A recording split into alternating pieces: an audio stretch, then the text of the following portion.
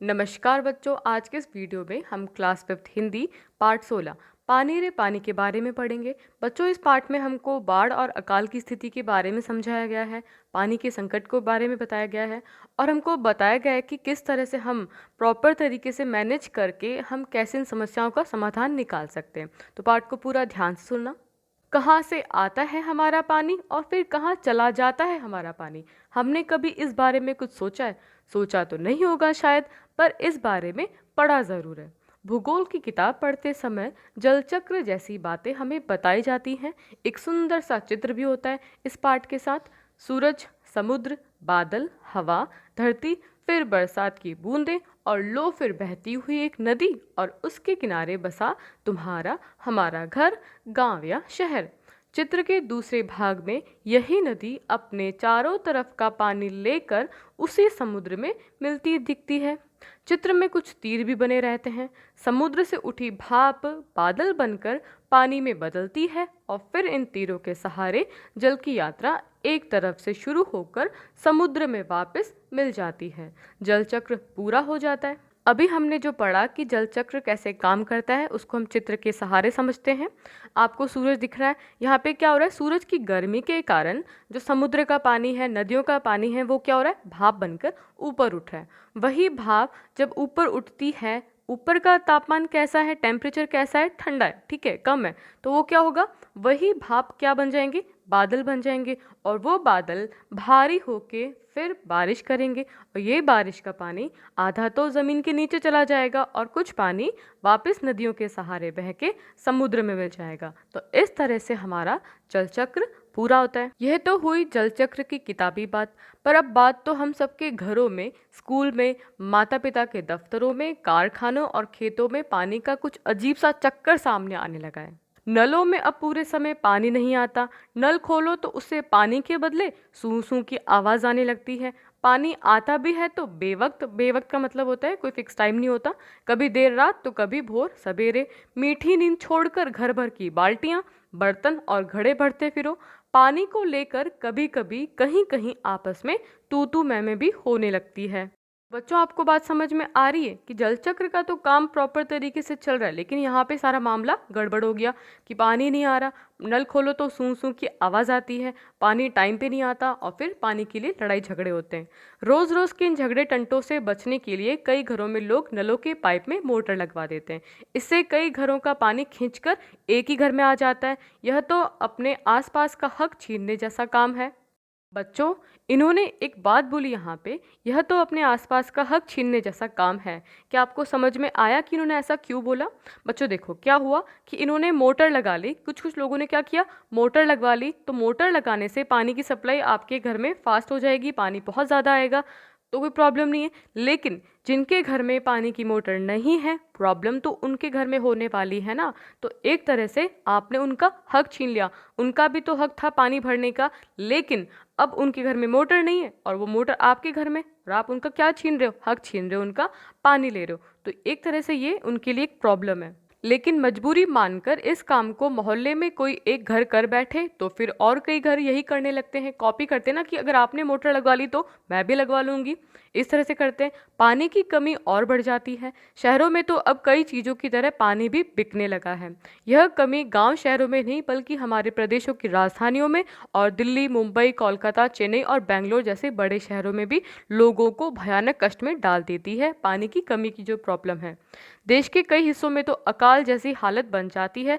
यह तो हुई गर्मियों के मौसम की। अकाल की स्थिति में क्या होता है कि बारिश बहुत कम होती है या फिर होती नहीं है, तो उस वजह से क्या होगा कि खेती नहीं हो पाएगी, और खेती नहीं हो पाएगी तो फिर किसी भी तरह की फसल नहीं हो पाएगी। तो ये जो कंडीशन होती है, खेती का ना होना, अनाज का फिर फसलों का ना होना, वो कंडीशन कहलाती है अकाल का होना। लेकिन बरसात के मौसम में क्या होता है? लो, सब तरफ पानी ही बहने लगता है। हमारे तुम्हारे घर, स्कूल, सड़कों, रेल की पटरियों पर पानी भर जाता है। देश के कई भाग बाढ़ में डूब जाते हैं। बच्चों, बाढ़ की कंडीशन क्या होती है आप फोटो में देख सकते हो। जब बारिश बहुत ज़्यादा हो जाती है तब क्या होता है कि पानी पानी हर जगह फैल जाता है और पानी को कोई बहने की जगह नहीं मिलती, तो पानी पूरा भर जाता है। उस कंडीशन को हम कहते हैं बाढ़ का होना। यह बाढ़ न गांवों को छोड़ती है और न मुंबई जैसे बड़े शहरों को।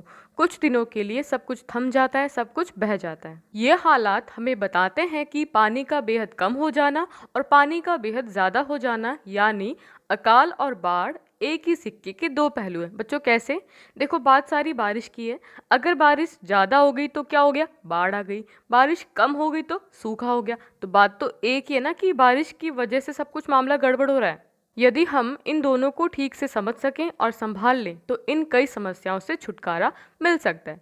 चलो, थोड़ी देर के लिए हम पानी के इस चक्कर को भूल जाएं और याद करें अपनी गुल्लक को। जब भी हमें कोई पैसा देता है, हम खुश होकर दौड़कर उसे झट से अपनी गुल्लक में डाल देते हैं।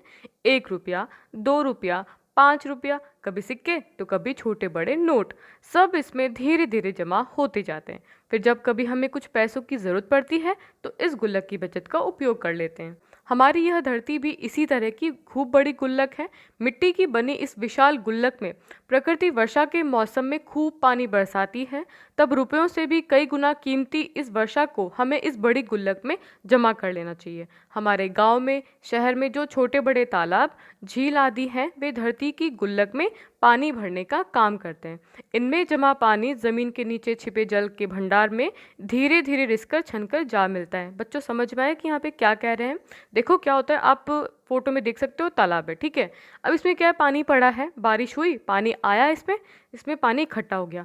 अब क्या होगा कि धीरे धीरे धीरे ये जो पानी है वो ज़मीन के नीचे जाता जाएगा, जाता जाएगा। तो इसी तरह से ये तो तालाब का एग्जाम्पल हुआ। जैसे झील है, इस तरह से काफ़ी ऐसे हमारे रिसोर्सेज है जिसमें हम क्या कर सकते हैं, पानी इकट्ठा कर सकते हैं और धीरे धीरे उसमें से पानी रिस रिस कर ज़मीन में जाएगा और फिर नीचे का जो अंडरग्राउंड वाटर है वो बढ़ जाएगा। तो इस तरह से हम पानी को भी सेव कर सकते हैं। जैसे हम पैसे को सेव करते हैं ना गुल्लक में, इस तरह से हम पानी को भी सेव कर सकते हैं। इससे हमारा भूजल भंडार समृद्ध हो जाता है। पानी का ये खजाना हमें दिखता नहीं, लेकिन इसी खजाने से हम बरसात का मौसम बीत जाने के बाद पूरे साल भर तक अपने उपयोग के लिए घर में, खेतों में, पाठशाला में पानी निकाल सकते हैं। लेकिन एक दौर ऐसा भी आया जब हम लोग इस छिपे खजाने का महत्व भूल गए और जमीन के लालच में हमने अपने तालाबों को कचरे से पाट कर भर कर समतल बना दिया। मतलब कचरे से पूरा तालाब को भर दिया। देखते ही देखते इन पर तो कहीं मकान, कहीं बाजार, स्टेडियम और सिनेमा आदि खड़े हो गए। इस बड़ी गलती की सज़ा अब हम सबको मिल रही है। गर्मी के दिनों में हमारे नल सूख जाते हैं और बरसात के दिनों में हमारी बस्तियां डूबने लगती है। इसीलिए यदि हमें अकाल और बाढ़ से बचना है तो अपने आसपास के जल स्रोतों की, तालाबों की और नदियों आदियों की रखवाली अच्छे ढंग से करनी पड़ेगी।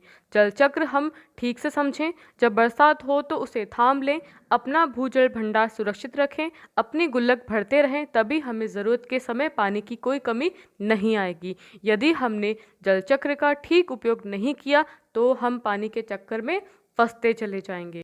जो हमें बारिश का जो पानी होता है उसका प्रॉपर मैनेजमेंट करना पड़ेगा, उसको बचाना पड़ेगा, उसको बिल्कुल भी वेस्ट ना जाने दें।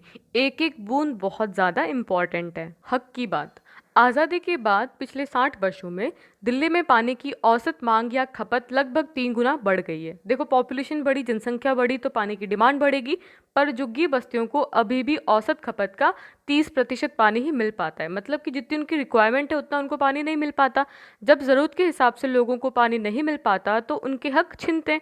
हमारे समाज में ज़रूरतों से जुड़े और कौन से मुद्दे हैं जहाँ हमें बराबरी का बंटवारा नहीं दिखाई देता और कई लोगों का हिस्सा छीनकर कुछ लोगों को दे दिया जाता है? कक्षा में और घर पर बड़ों के साथ चर्चा करो। ऐसे बहुत सारे मुद्दे हैं जहाँ पे पता चलता है कि बराबरी का बंटवारा नहीं है या फिर इनका हक छीन लिया जाता है। एग्जाम्पल लेते हैं हम, जो मुंबई का जो स्लम एरिया, जहाँ पे झुग्गी झोपड़ी वाला एरिया है, वहाँ पे भी लोग रहते हैं और बड़ी बड़ी जो बिल्डिंग्स है मुंबई में, वहाँ पे भी लोग रहते हैं।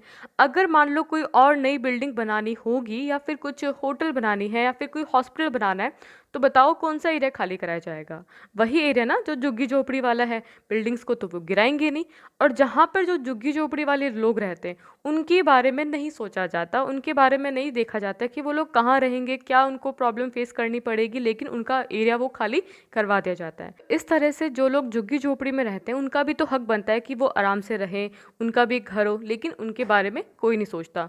तो बच्चों ये एग्जाम्पल था कि जिसमें पता चलता है कि इनके साथ बराबरी का बंटवारा नहीं हो रहा और इनका भी हक छीना जा रहा है। तो बच्चों हमारा चैप्टर कंप्लीट हुआ। आई होप आपको चैप्टर अच्छे समझ में आ चुका है। वीडियो पसंद आए तो इसे लाइक कीजिए, फ्रेंड्स के साथ शेयर करें एंड चैनल को सब्सक्राइब करें। Thank you so much.